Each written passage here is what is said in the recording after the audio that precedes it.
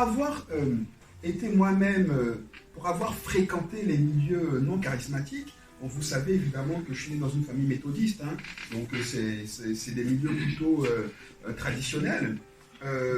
Mais plus que ça, vous savez que j'ai étudié dans une grande école de théologie qui n'est pas réputée charismatique. J'ai vraiment eu ma formation de pasteur, de théologien dans un institut qui n'est pas charismatique. Et en plus, on a travaillé dans des milieux pas charismatiques du tout. Et donc, au travers de toutes ces expériences, je dois me rendre à l'évidence que dans ces milieux évangéliques plutôt classiques, hein, je n'ai jamais entendu des gens dire « Je veux plus de Dieu.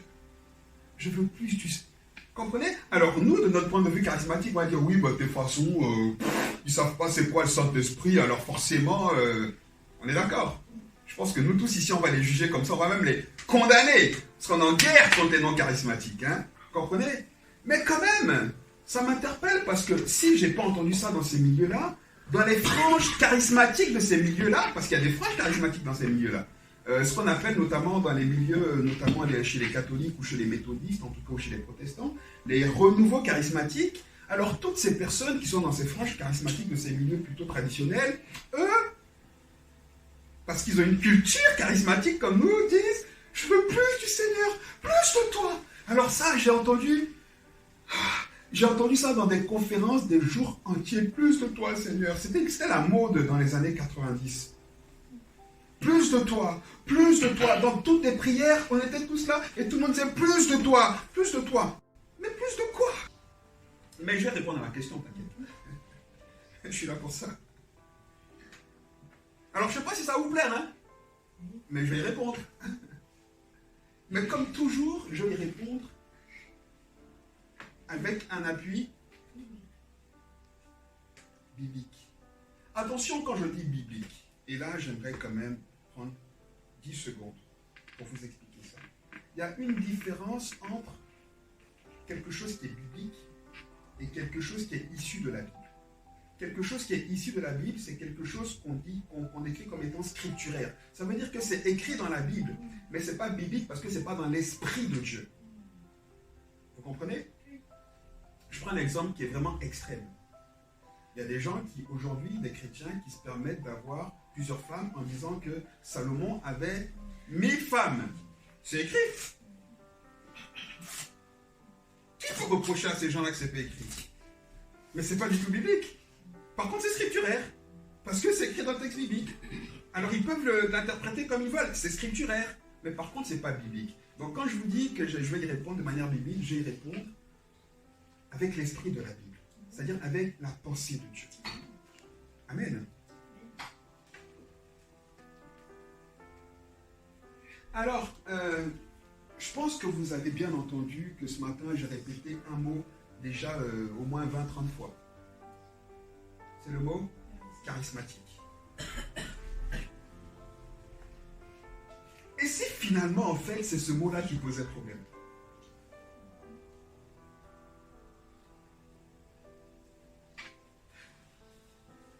Alors, évidemment, avant d'aller plus loin, il faut que je repose cette vérité. Je suis charismatique. Il n'y a aucun problème. Et d'ailleurs, selon la vision que Dieu a mis dans notre cœur pour notre ministère et pour la communauté qu'on est en train d'essayer de construire, nous voulons une communauté charismatique. D'ailleurs, c'est comme ça qu'on présente notre travail. C'est un travail, comment je vais dire ça, protestant, évangélique. Je ne vais pas revenir sur la définition de ces mots-là. Mais de tendance charismatique. Alors évidemment, on n'a pas mis charismatique sur les affiches, hein, parce que ça n'a aucun sens pour les gens, mais on est bien protestant, évangélique, de tendance charismatique. Aucun problème. Et je pense que là, ça va vous détendre. Parce que peut-être que quelqu'un se dit, oulala, il va où là, il a des problèmes. Non. J'ai aucun souci, ni avec les charismes, ni avec le fait que nous soyons des charismatiques. Mais peut-être que c'est la mauvaise compréhension de ce mot et l'influence sur nos vies de foi, sur notre piété qui pose un problème. Et ça, je pense que c'est important qu'on se pose la question et qu'on y réfléchisse. Et la première chose qu'on doit définir ici pour essayer de comprendre ça, c'est quand nous disons que nous sommes protestants, évangéliques, charismatiques, qu'est-ce que ça veut dire? Ok, t'es chrétien? Oui. Protestant? Oui. On va tout de suite se rajouter évangélique. Parce qu'on se définit comme ça. Et ça a du sens. Ça a du sens. Si vous parlez avec un catholique, il dira « je suis chrétien catholique ». Ils le disent d'entrée de jeu. Et les membres de ma famille, qui, comme moi, sont nés dans ce milieu protestant méthodiste, se présentent toujours comme étant chrétiens, protestants, méthodistes. De la même manière que vous et moi, quand on nous demande « t'es croyant ?» Oui. Des fois, et souvent, on oublie le protestant. Hein. Mais l'évangélique, là, ça, on n'oublie pas. Hein. Je suis évangélique. Et gloire à Dieu parce qu'on est évangélique. Et ça, je ne vais pas revenir dessus parce que j'ai longuement, plusieurs fois, défini ce que ça veut dire. Par contre, on aura tendance à dire « je suis évangélique, mais charismatique, quoi ». Et qu'est-ce qu'on va dire quand on dit ça? On va dire « moi, je crois au Saint-Esprit ». Oui, non. Mais la vérité, c'est que les autres protestants, là, qui croient au Saint-Esprit, hein, les autres évangéliques, là, ils croient au Saint-Esprit. Ok? Donc, qu'est-ce que ça veut dire concrètement qu'on soit de tendance charismatique? Alors,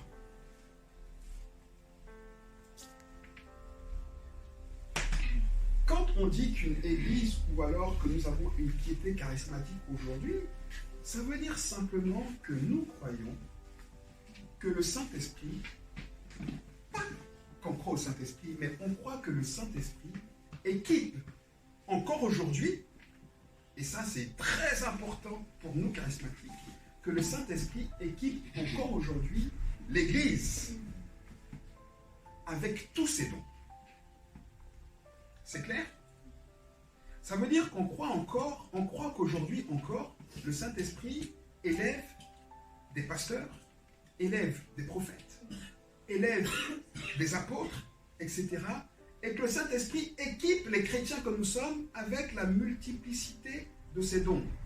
Le parler en langue, le don de prophétie, etc., etc. Mais l'ensemble des dons, ce qui n'est pas vrai pour tous les évangéliques. Et c'est là qu'il y a un petit hiatus entre certains évangéliques et nous, les charismatiques. Ok? Et nous croyons que le Saint-Esprit équipe l'Église de tous ses dons en vue de la construction de l'Église. Et ça, j'aimerais insister sur ça. J'y reviendrai un petit peu après. Est-ce que ça va jusqu'ici? Tout le monde a bien compris cette définition? Ok. Donc ça, c'est ce que nous, on croit en tant que charismatique et c'est ce que nous confessons par rapport à notre tendance charismatique. Ok? Maintenant, on va revenir un petit coup à ce que dit la chère parole de Dieu. Amen ou pas? Il faut aimer la parole de Dieu. David dit, je la serre contre mon cœur. Je la serre contre mon cœur.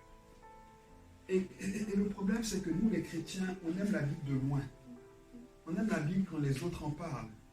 On aime la Bible avec les histoires qu'on a entendues. Mais se plonger dans la Bible, c'est un peu compliqué. On ne peut pas grandir si on ne... Hey, vous avez déjà vu quelqu'un qui a nagé sans aller dans l'eau? Non. Il n'y a que Jésus qui a fait ça. Enfin, il n'a même pas nagé, il a marché sur l'eau. Donc, si on veut être imprégné du Saint-Esprit, si déjà on veut plus, comme on dit, de quelque chose avec Dieu, il faut déjà plus se plonger là où Dieu est. Là, il est où?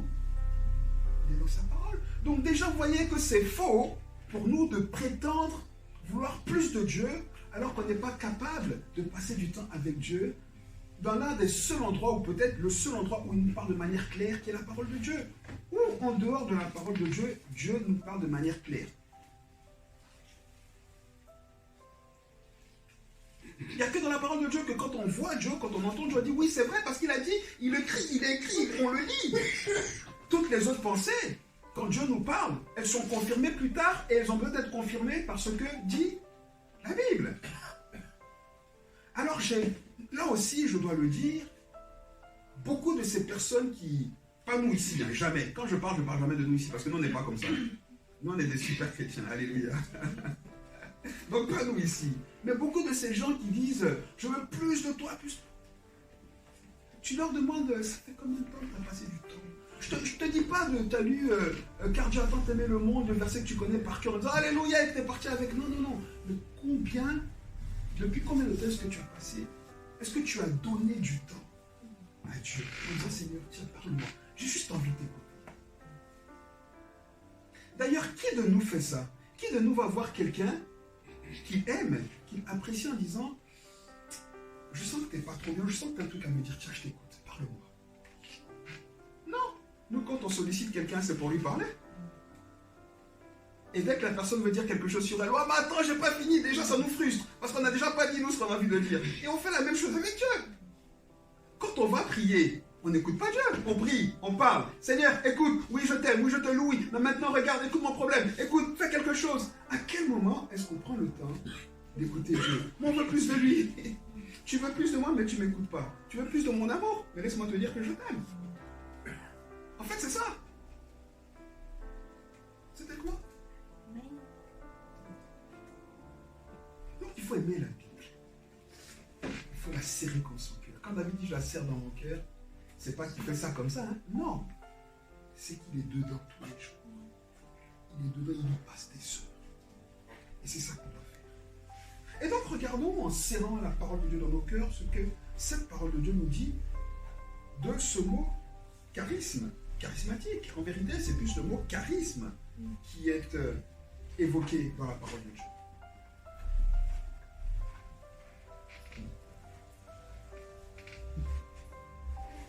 Alors, il n'y a que deux auteurs dans la Bible, notamment dans le Nouveau Testament, parce que charisme est un mot grec. D'accord? Donc il est utilisé uniquement dans le Nouveau Testament parce qu'il n'y a que le Nouveau Testament qui est écrit en grec. D'accord? Il n'y a que deux auteurs dans le Nouveau Testament qui utilisent ce mot-là. L'apôtre Paul et l'apôtre Pierre. Et l'apôtre Pierre, en fait, il n'utilise qu'une fois. Donc c'est vraiment pas le meilleur exemple, mais il dit exactement la même chose que l'apôtre Paul, qui lui répète ce mot plusieurs fois. D'accord? Le mot charisme, ou plutôt, plus exactement, charisma, qu'on traduit aujourd'hui par charisme. Mais en vérité, c'est pas un... pour dire un mot qui est semblable à un mot qui est très à la mode. Aujourd'hui, on parle beaucoup aujourd'hui d'anglicisme et les défenseurs de la langue française se plaignent qu'il y a trop d'anglicisme dans le français actuel, ce qui est pas faux, hein. Parce que week-end, qui dirait week-end autrement? Week-end. Personne ne dit bonne fin de semaine. Personne. D'ailleurs, ça ne voudra même pas dire la même chose dans notre esprit.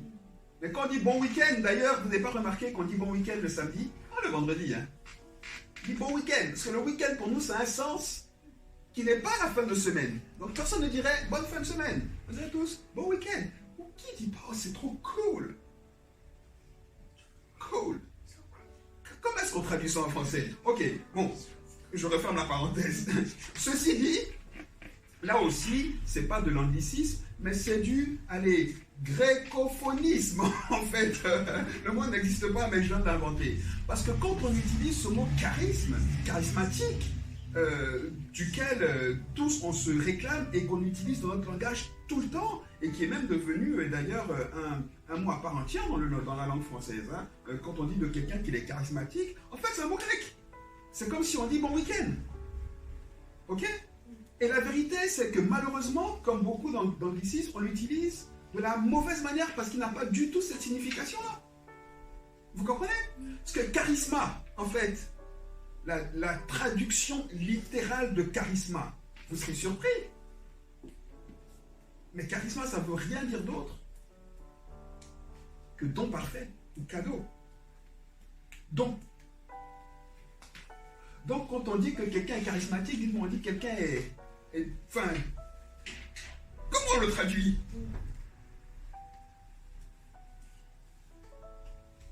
Est-ce que vous me suivez jusqu'ici? Ok. On va y aller. Romains 6, verset 23.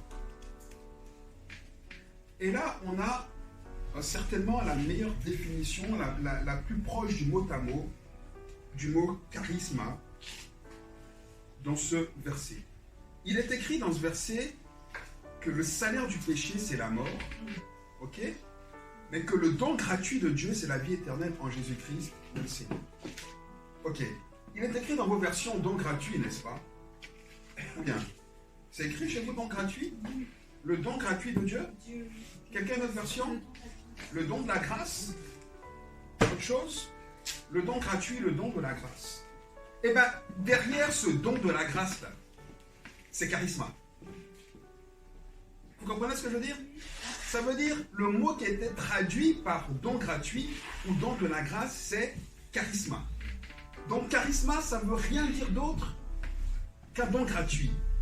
Donc en vérité, quand un grec dit ou disait, dans l'Ancien Testament, enfin dans le Nouveau Testament en tout cas, dit, eh ben, tiens, je t'offre, bon il n'y avait pas de voiture, mais on va prendre quelque chose qui existait, tiens, je t'offre ces parchemins.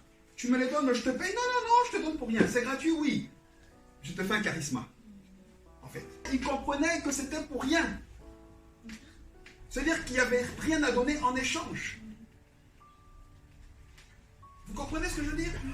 Charisma, ça ne veut rien dire d'autre que ça. C'est un don gratuit. C'est quelque chose qu'on nous donne gracieusement. Pour ça, le don de la grâce qu'on nous donne gratuitement.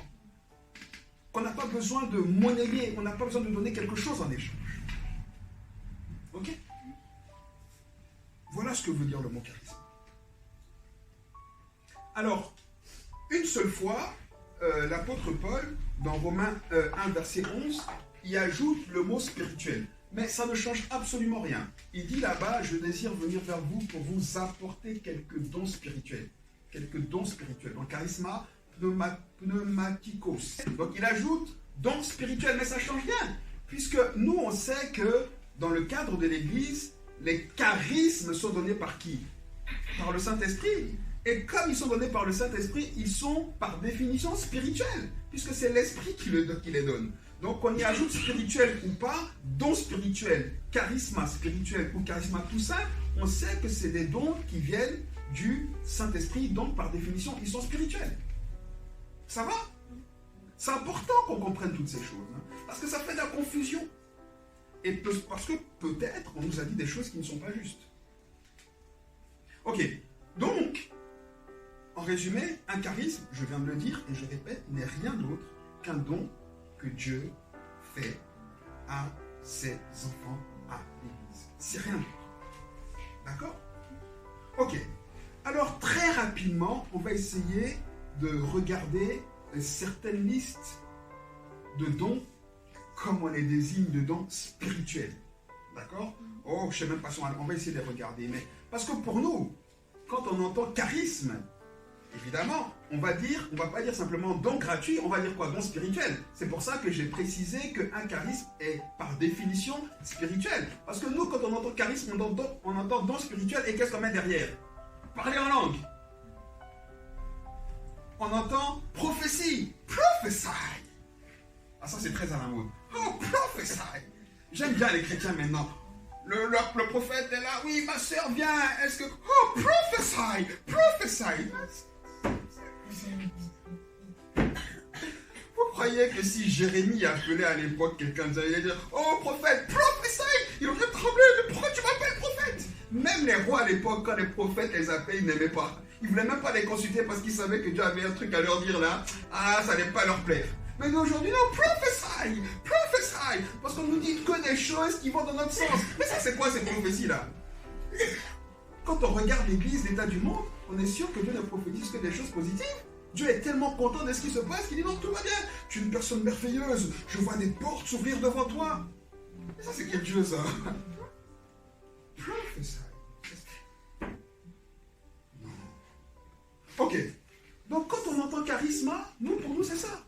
On dit don spirituel. Oh, toi, t'as des dons spirituels, toi? Genre, le frère, il n'a même pas de dons spirituels. Je suis sûr, il n'a même pas le Saint-Esprit. Hein. Il ne parle même pas en langue.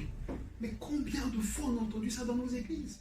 Des gens qui sont frustrés, qui se sentent comme moins que rien parce qu'ils ne parlent pas en langue, donc ils n'ont pas l'esprit. ils n'ont pas de don spirituel, ils n'ont pas de charisme, ils ne sont pas charismatiques. Et je mets au défi quiconque de me dire qu'il n'a jamais condamné un frère comme ça dans son cœur. Nous tous, à un moment donné ou à un autre, on a fait ça. Tu vois un frère qui est tout excité, tout ça, il parle même pas en langue. Il est chaud, on le voit partout. Ah, il parle pas en langue. Il parle pas en langue. Parce que pour nous, les charismes, les dons spirituels, c'est ça. Vous comprenez ce que je veux dire? Est-ce que c'est ça un charisme? On vient de dire déjà que de définir charisme par don spirituel, c'est faux. Parce que c'est pas ce que ça veut dire. Un charisme n'est pas un don spirituel, en tout cas dans le sens qu'on entend. C'est un don spirituel dans le sens qui vient du Saint-Esprit. D'accord? Écoutez, avant d'aller dans cette liste, on vient de lire dans Romains 6, 23, n'est-ce pas? Qu'est-ce qu'on a dit? Je le relis. Car le salaire du péché, c'est la mort. Mais le don, le quoi? Le don gratuit. Donc on peut dire le charisme de Dieu, c'est quoi? C'est la vie. Ok, donc le charisme de Dieu, c'est la vie éternelle. Est-ce que le charisme de Dieu ici, qui est la vie éternelle, il se manifeste par vie éternelle? Enfin, je ne sais pas quelle est la manifestation de ce don gratuit. Quelle est la manifestation de ce charisme? Vous comprenez? Quelle est la manifestation de ce charisme?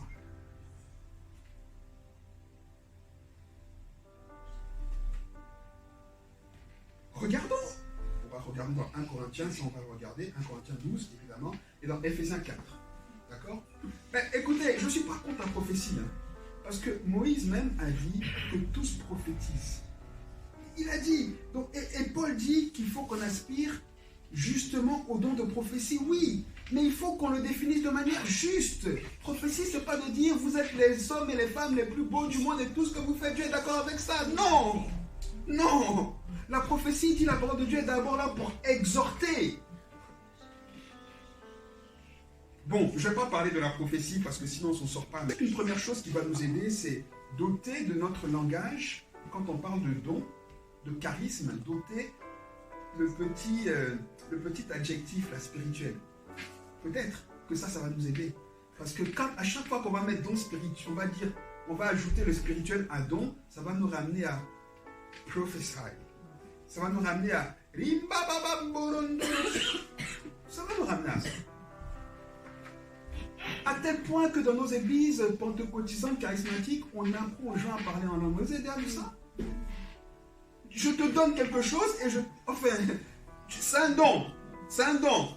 C'est-à-dire qu'il y a des enfants qui sont doués pour le foot. C'est-à-dire, tu leur dis, ils n'ont pas peut-être le physique, mais ils savent jouer au ballon. Tu leur apprends pas là. Il y a des enfants, ils ne savent pas du tout jouer, ils n'ont pas le don. Ils n'ont pas le don. C'est un don. Mais je t'apprends à jouer au foot parce que tu ne sais pas jouer. Toi, tu sais jouer, je ne t'apprends pas, tu as le don. Donc, tu as le don de parler en langue, mais je dois t'apprendre à le faire. Mais tu as le don. Ça a un sens. Je t'ai déjà dit ça, je vous ai dit ça je ne sais pas combien de fois. On est mort en ligne, alléluia, alléluia, alléluia, alléluia, alléluia, alléluia. Ça y est, non mais oh. Ça, c'est de la confusion. Vous comprenez? Mais pourquoi? Parce qu'on a toujours ajouté ce petit adjectif de spirituel à don. Et donc, il faut que ça fait un peu spirituel, quoi. Et parler en langue, c'est tellement spirituel. Prophétie, c'est tellement spirituel. Ah, je suis l'Éternel. Je suis l'Éternel. Mais d'où t'es l'Éternel, toi? Mais ça va ou quoi? L'Éternel, il ne te ressent pas. L'Éternel, il ne vient pas dire des bêtises. Le soir, il est couché avec une autre femme, là-haut. À un moment, il faut arrêter. Vous comprenez ce que je veux dire? Donc, attention à quoi on se connecte. Attention à quoi on se connecte. C'est ça, la vérité. Ok. Ah, Seigneur, recentre-moi, s'il te plaît. Recentre-moi. Recentre-moi.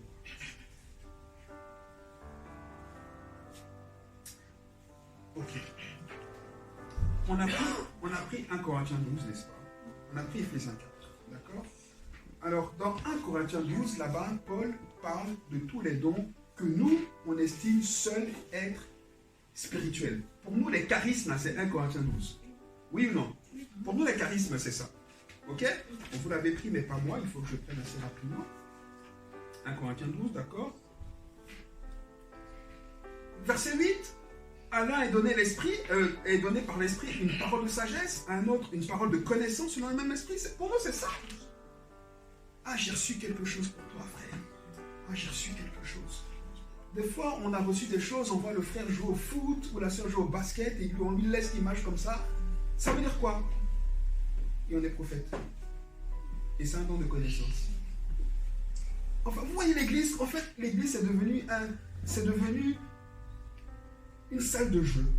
C'est, comment on appelle ça, la Chromie Park. Ouais, c'est Chromie Park. C'est ça. On fait du toboggan, on fait de la luge, et puis on joue avec Dieu, et puis on se dit spirituel. En fait, moi, c'est ça, excusez-moi, mais ça m'agace, en fait. Parce que Dieu est trop saint, on l'a chanté ce matin. Car tu es saint. Et la sainteté de Dieu, c'est quelque chose de précieux. C'est pas quelque chose qu'on doit galvauder. Parce que si on galvaude la sainteté de Dieu, il nous galvaude parce qu'on ne le respecte pas. Et je ne peux pas comprendre que nous, les chrétiens, là, on estime et on croit que Dieu prend plaisir à l'église telle qu'elle est aujourd'hui, alors qu'on galvaude toutes ces choses-là. Pourquoi? Parce qu'on prophétie. Non. La petite fille qui avait l'esprit de Python, là, elle a prophétie derrière l'apôtre Paul. Il a dit quoi? Arrière de moi. Il a dit maintenant, esprit, là, sort. C'est un esprit ou pas? Elle a prophétie, oui ou non? Il y a plein d'exemples. Comment est-ce qu'on dit ça là? Celle qui réveille les morts que Samuel a été voir. Saül a été voir. C'est pas un esprit qu'on peut assimiler à l'esprit de prophète. Elle a invoqué. Il a vu Samuel venir comme ça. On va dire quoi? Mais ça, c'est la prophétesse par excellence. Et nous, les chrétiens, on voit ce genre de manifestation et on est capable de faire le rang pour aller voir des gens comme ça pour qu'ils prient pour nous, nous imposent des mains, alors qu'ils sont pleins de démons. Pourquoi? Parce que pour nous, c'est ça, les charismes, les dons spirituels. Oui, mais dans l'esprit, là, il y a l'esprit de Dieu et il y a les mauvais esprits. Hein?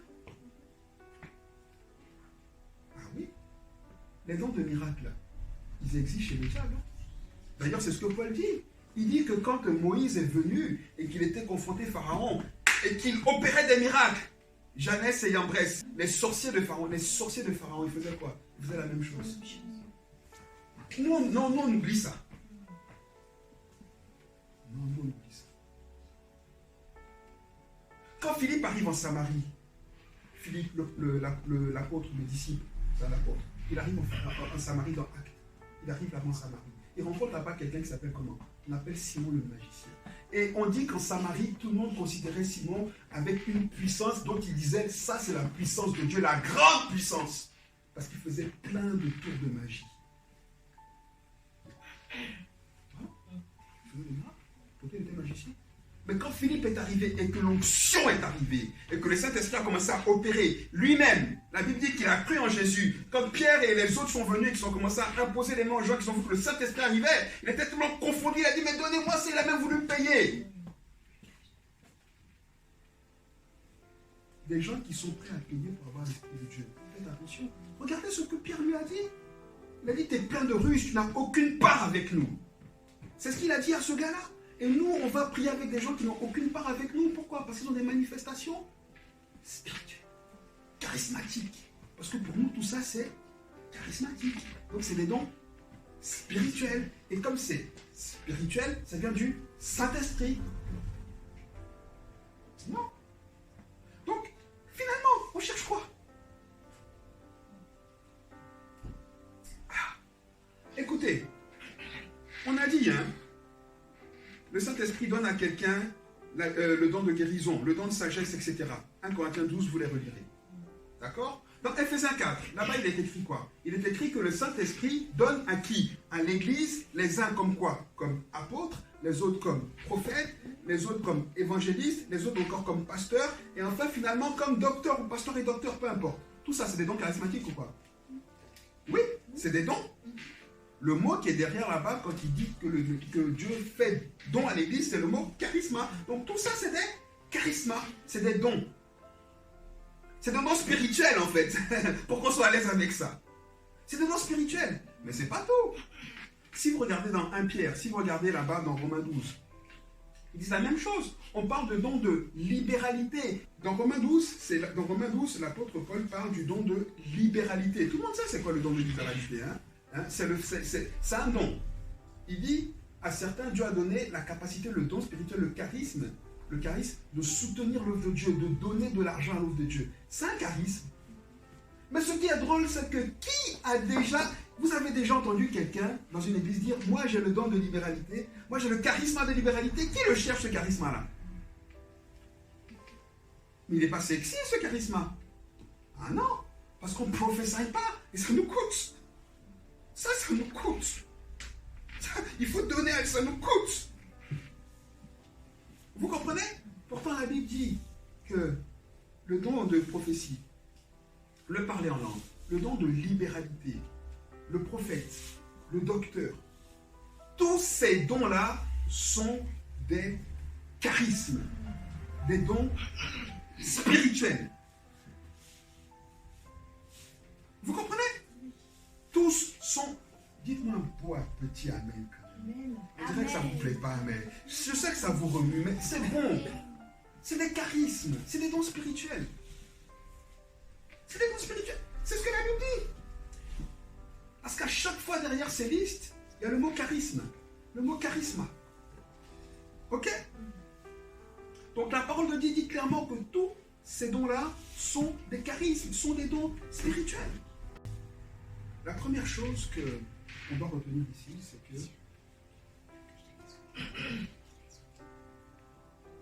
le don charismatique, ou le don spirituel, le charisme, la manifestation charismatique, n'est pas nécessairement, je l'ai déjà dit, le don de prophétie, le don de miracle, le don de guérison. Non, c'est pas ça. En tout cas, c'est pas que ça. Oui, ça en fait partie, mais c'est pas que ça. La deuxième chose qu'on doit retenir, c'est qu'un don spirituel, un don charismatique, n'est pas nécessairement quelque chose de spectaculaire. Et ça, il faut qu'on entende ça dans nos églises charismatiques. Être doué de dons charismatiques, c'est pas forcément avoir un don spectaculaire, comme le prophétie ou le don de miracle. Non! Et ça, c'est un problème. Quelqu'un qui se définit dans nos églises comme charismatique, c'est quelqu'un qui opère des choses spectaculaires, sinon il n'est pas charismatique. D'ailleurs, dans nos églises, c'est dans nos églises qu'on entend nos chrétiens, nous là, dire qu'un pasteur n'est pas puissant. Pourquoi? Parce qu'il n'a pas de charisme selon notre pensée. Mais c'est problématique. Et on veut plus de Dieu. On veut plus de quoi? Plus de l'esprit de Python? Plus de la manifestation prophétique de cette sorcière qui a parlé à Saül? Il faut se poser les bonnes questions. Non, le don charismatique n'est pas nécessairement spectaculaire. D'ailleurs, on l'a dit. Comment est-ce que le don de libéralité peut être spectaculaire? Est-ce que tu viens tous les jours comme ça en disant « Ah, j'ai le charisme de la libéralité. Ah, je fais un chèque. 1 million. Waouh !» J'ai déjà vu ça. J'ai déjà vu ça. Les gens qui font ça, j'en ai déjà vu, moi, dans nos églises à l'époque, où on faisait des appels aux dons. Les gens qui se levaient tout en dernier pour apporter la plus grande somme. C'était pas un charisme. C'était pour se faire voir. C'est des orgueilleux. Parce que la Bible dit que quand tu donnes ta main droite, ce qu'elle fait là, la gauche ne va pas être au courant. C'est ça. Vous comprenez ce que je veux dire? Donc le don de libéralité là, c'est un don charismatique, mais comment est-ce qu'il fait pour être spectaculaire? Dites-moi. Quelqu'un qui s'occupe du côté administratif de l'Église, c'est un charisme. L'apôtre Paul le dit, la présidence. C'est un charisme. Mais comment est-ce qu'il fait pour être spectaculaire? J'ai travaillé les comptes, tous les comptes tombent juste. Oh, alléluia, je t'ai rempli de l'Esprit de Dieu.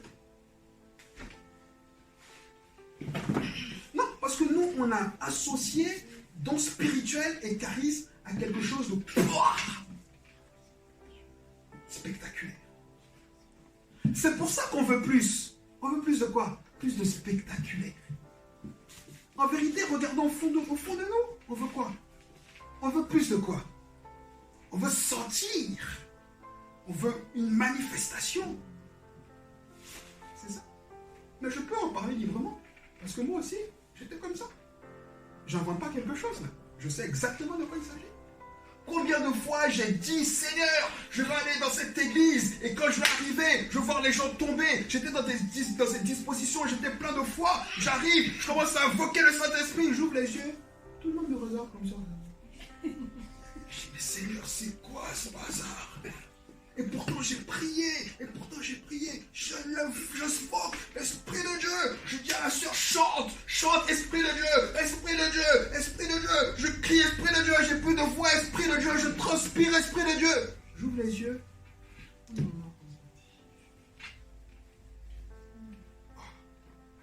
suis pas charismatique. J'ai pas de puissance. Toi, c'est comme ça, tu fais quoi? Tu fais comme les autres. Dis, bon, maintenant, venez. Qui est malade? Qui a ça? Venez. On va aller, venez. L'esprit va vous toucher. Et je commence à les motiver. Et comme ils ont besoin, ils commencent à trembler parce que l'esprit est là. Je les touche, je prie, je les pousse et ils tombent moi. L'esprit se manifeste. Mais c'est n'importe quoi. Écoutez, j'ai fait ça. J'ai vécu ça. C'est faux. L'esprit n'a pas besoin de ça. L'esprit n'a pas besoin de ça. La Bible dit que Pierre, quand il marchait, l'onction, quand il passait, les gens, ils étaient en train de guérir. Il n'a pas besoin de les toucher. Même nous, non?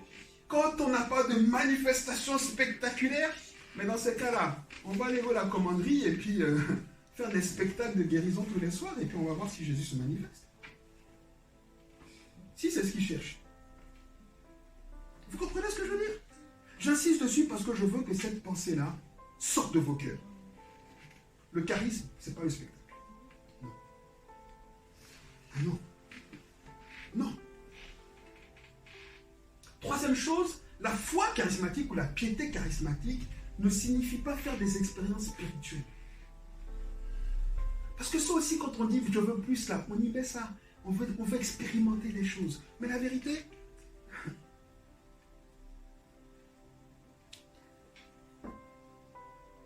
un synonyme de spirituel ici, quand je parle d'expérience, un beau synonyme, c'est mystique.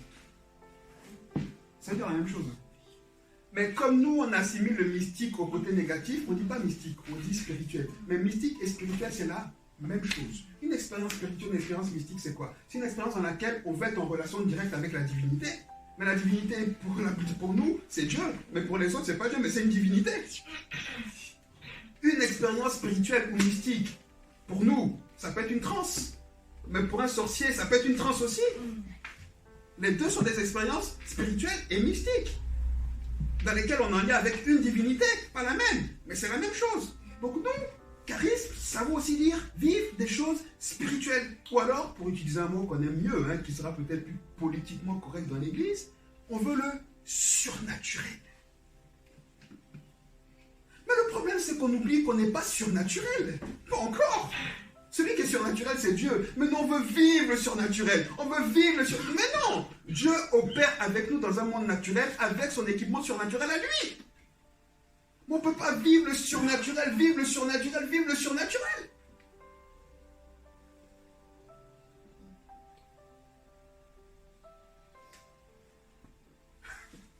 Bon, je sais que là, tout le monde est un peu renversé. Tout le monde se dit, oh, est-ce que c'est vrai, est-ce que c'est faux? Je vous laisse avec ça. Vous irez regarder. Je vais vous donner des textes bibliques. Regardez vite fait.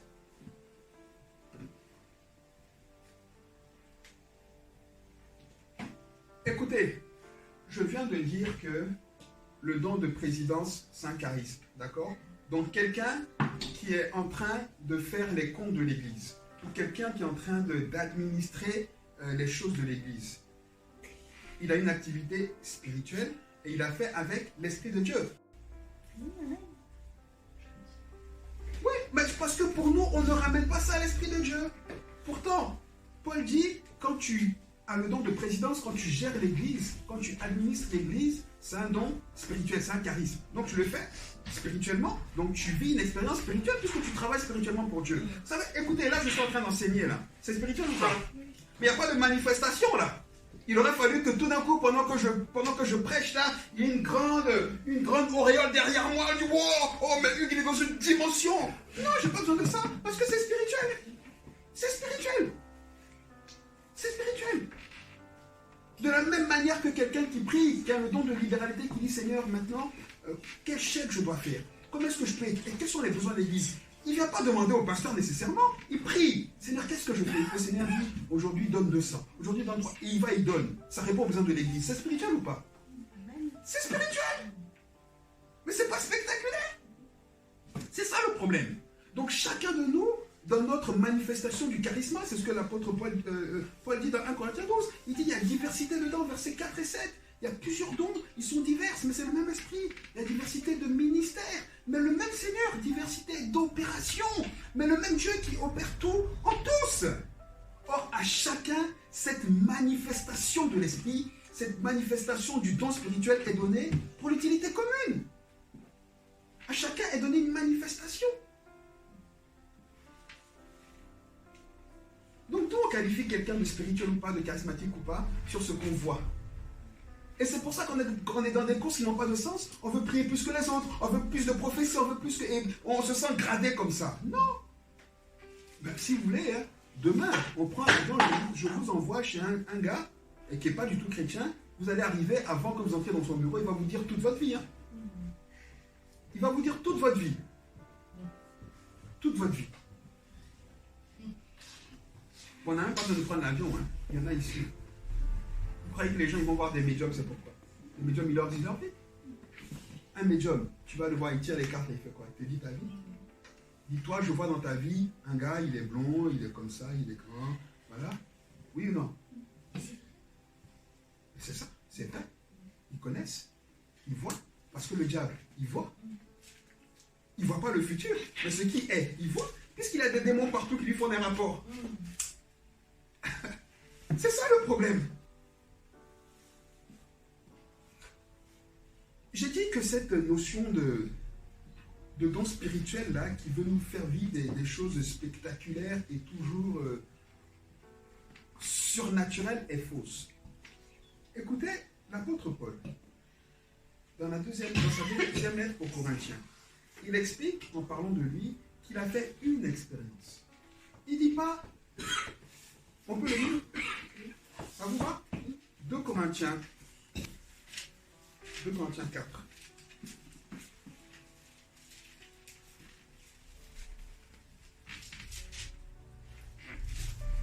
Pas 4, non. Attendez, ensuite, 2 Corinthiens. Attendez.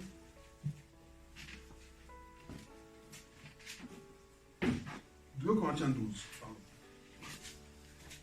Verset 1. Vous y êtes? Voilà ce que Paul dit. Il faut se glorifier, cela n'est pas bon. J'en viendrai néanmoins à des visions et à des révélations du Seigneur. Je connais un homme en Christ qui fut, il y a 14 ans, ravi jusqu'au 3e ciel. Si ce fut dans son corps, je ne sais. Si ce fut hors de son corps, je ne sais. Dieu le sait.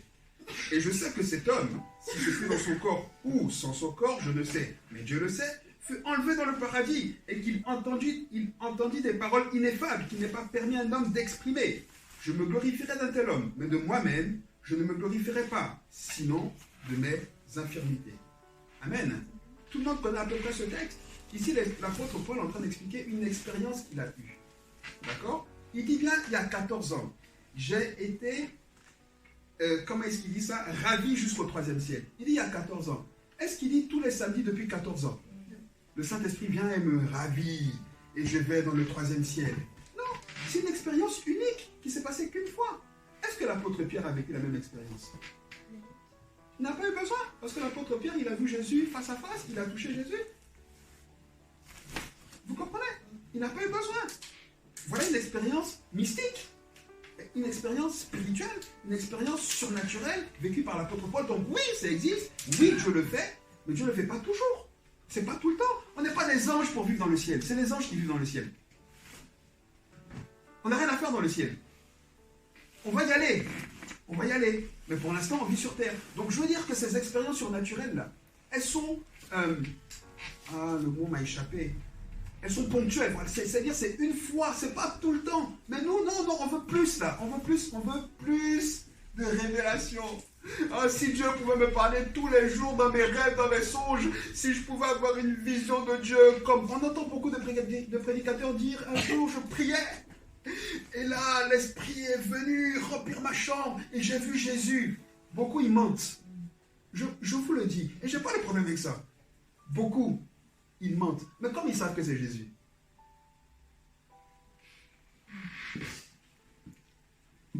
Il a dit, je suis Jésus.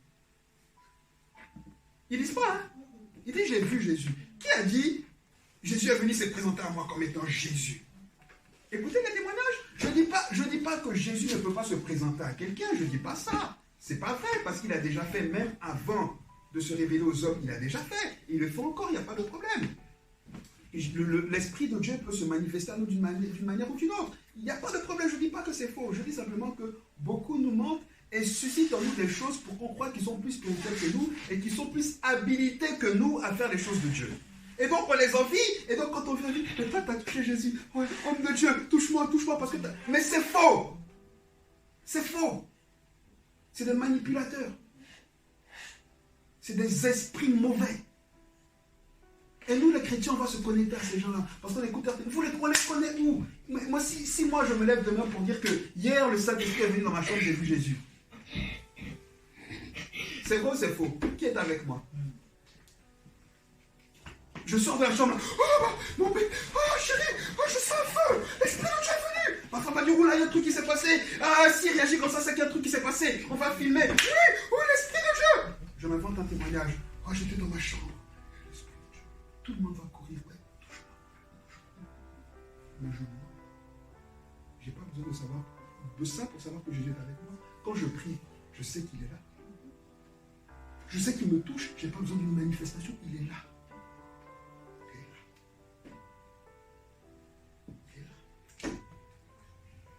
Vous comprenez ce que je suis en train de dire? Non, nous, vraiment, on a un problème avec cette notion de charismatique, de don spirituel. Et c'est faux. L'autre chose ici qui est intéressante, c'est que tous ces désirs de manifestation spirituelle et surnaturelle, après lesquels on court, et derrière lesquels on met ce mot, je veux plus de toi, je veux plus d'expérience, parce qu'il faut le dire, je veux plus de surnaturel, je veux expérimenter plus de choses qui me montrent que tu es avec moi. Et comment est-ce qu'on sait que Dieu est avec nous? Comme Paul, on est ravis, comme quand, je ne sais pas quel prédicateur, Jésus est venu nous toucher, on a eu une expérience, oui ou non? Oui ou non? Ok, mais quand on fait tout ça, là, quand on demande ça à Dieu, quel est l'avantage du Saint-Esprit? Dans notre relation à lui, d'avoir ça, de se manifester comme ça. Donc quel est l'avantage?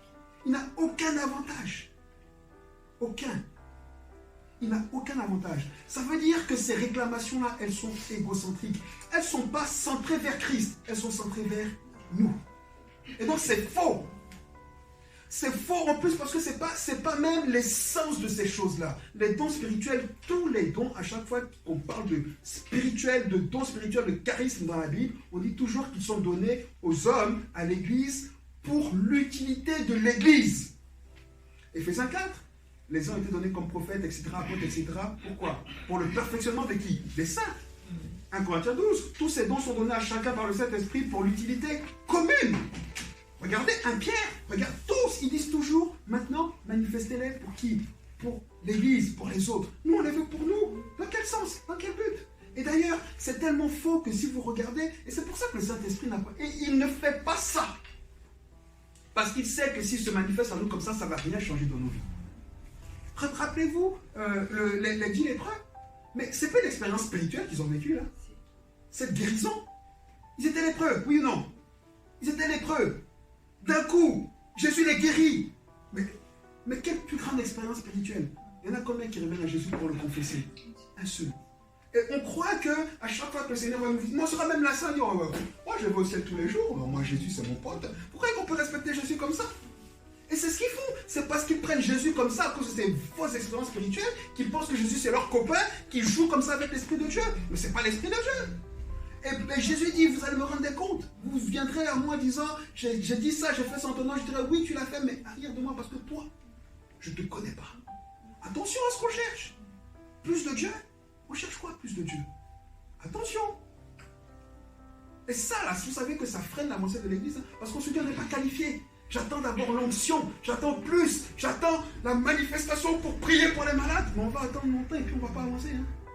C'est ça, en fait, le problème. Vous comprenez? C'est ça.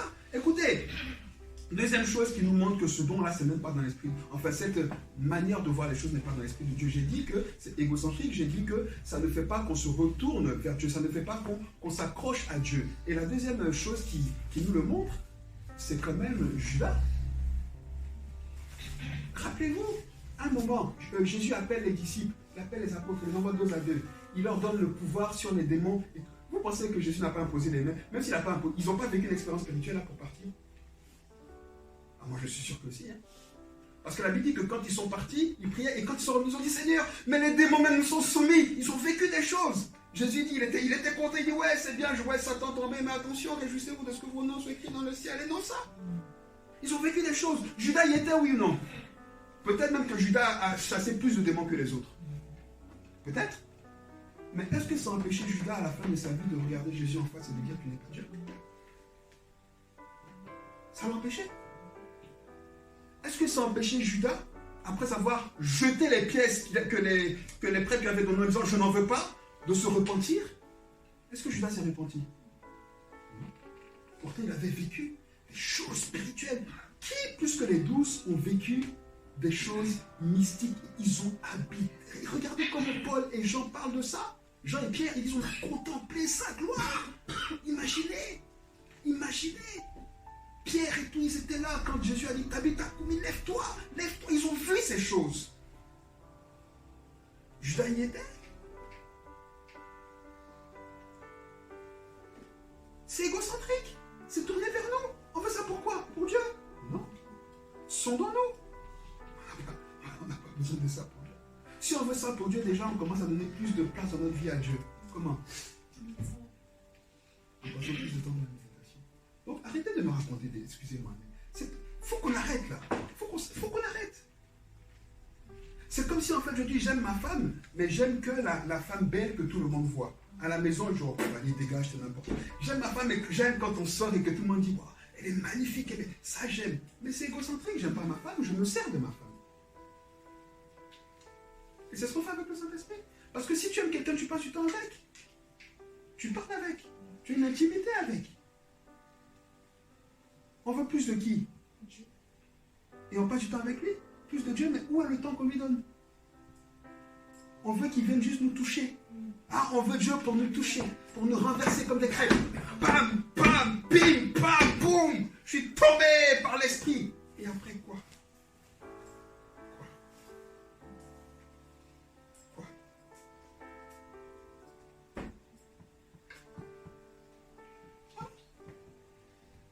Écoutez, voilà ce qu'est un charisme. Le premier charisme, on l'a lu dans Romains 6, verset 23, on peut lire tout le chapitre, même Romains 5, Romains 6. Le premier charisme, c'est la vie éternelle. Donc tous les chrétiens sont charismatiques. Toutes les personnes qui sont nées de nouveau sont charismatiques. Nous, non, c'est nous les charismatiques parce qu'on prie en langue. Foutaise! Ils sont aussi charismatiques que nous, même s'ils prient pas en langue, parce qu'ils ont le premier charisme, la vie éternelle, qui est issu de son jumeau, le pardon des péchés. C'est ça. Donc, la vie éternelle, le pardon des péchés sont au même pied d'égalité que le parler en langue, la prophétie, la guérison, le prophète, c'est la même chose. Donc, si toi, tu es juste né de nouveau, tu as au moins un charisme. Tu es charismatique. Ah, mais ça, je sais que là, j'ai soulevé un caillou, là. Mais on peut retourner, relisez Paul, relisez tout ce qu'il dit. Dans Romains, dans 1 Corinthiens. Regardez tout, allez sonder. Allez, mets-moi la prochaine diapo, s'il te plaît, ma fille, qu'on regarde vite fait pour terminer. Être charismatique, non. C'est pas avoir des expériences spirituelles. C'est pas avoir des expériences surnaturelles, mystiques, non. Non. Non. Non. C'est pas ça qu'être charismatique.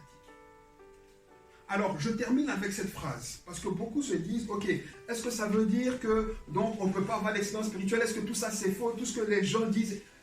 Non, j'ai pas dit ça. J'ai pas dit qu'on ne peut pas avoir d'expérience surnaturelle. J'ai pas dit qu'on ne peut pas avoir d'expérience mystique. Non, j'ai pas dit qu'on ne peut pas vivre des choses spirituelles. J'ai pas dit que le Saint-Esprit ne se manifeste pas parfois de manière spectaculaire. Non, Je dis simplement que tout ça ne définit pas le fait qu'on soit charismatique. Un don spirituel, ça ne veut pas dire qu'on est spectaculaire, qu'on vit de manière surnaturelle, qu'on vit des expériences spirituelles. Parce que quand on fait la comptabilité pour l'Église, on est aussi spirituel que moi qui suis en train d'enseigner la parole ou que le prophète qui est en train de prophétiser. Là, quelqu'un peut dire Amen pour finir. Amen. Vous comprenez ce que je veux dire? Ok, donc je vais fermer ici la parenthèse pour aujourd'hui et je vous rassure, je vais prendre le temps aussi de parler de toutes ces manifestations-là. Comment est-ce qu'elles se manifestent? Pourquoi est-ce qu'elles se manifestent? Etc. Parce que c'est juste aussi qu'on ait envie de les vivre. C'est juste. C'est juste. Mais il faut aussi qu'on sache le cadre dans lequel Dieu nous donne de vivre ces expériences-là. Amen. Donc je veux juste dire à quelqu'un ce matin, tu es charismatique et tu n'as pas besoin de plus. Pour l'instant. Tu n'as pas besoin peut-être de plus selon ce que tu penses, de plus du Seigneur, non. Tu es charismatique. Si tu es en face de quelqu'un, relisez Jacques. Jacques dit quoi? Il dit quelqu'un, il parle dans l'église. Il dit quelqu'un de vous est-il malade? Qu'il fasse quoi? Qu'il aille voir les anciens qui vont loindre d'huile et qui vont prier pour lui. Et la maladie, elle va partir. Oui ou non? Il parle à qui? Aux chrétiens. Il parle aux chrétiens. On parlera des dons de guérison, enfin de manifestations, etc. Mais tu es spirituel, tu es déjà spirituel. L'Esprit de Dieu en toi. Mais tu es spirituel. L'Esprit de Dieu est en toi. Tu es spirituel. Et si l'Esprit de Dieu est surnaturel et qu'il est en toi, est-ce que tu es capable de faire des choses surnaturelles? Mais tu ne vis pas dans le surnaturel encore. Amen ou pas? Bon, je sais que c'est mitigé. Mais c'est normal, parce que c'est quelque chose qui est peut-être différent, surtout dans un milieu charismatique.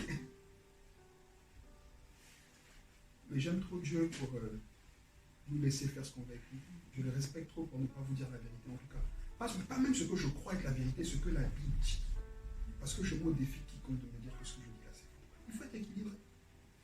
Il faut être équilibré. Et nous, les pentecôtistes, on a poussé trop de gens hors de l'église, trop. Quelqu'un qui vient pour recevoir la guérison, parce que Dieu ne veut pas le guérir, ou bien parce que Dieu ne veut pas se servir de nous pour le guérir, on lui dit non, tu n'as pas assez de foi. Et puis on est charismatique, on lui tourne le dos, on va prier un peu plus. Non. Mais quel Dieu on présente? Vous comprenez ce que je veux dire? Ou bien alors on va voir des gens autour de nous qui ont besoin d'être sauvés, comme ça, juste qu'on leur annonce l'évangile. Ah, mais tu sais, moi je suis pas équipé, je vais chercher le frère l'évangéliste. Il y a le frère l'évangéliste là, lui il va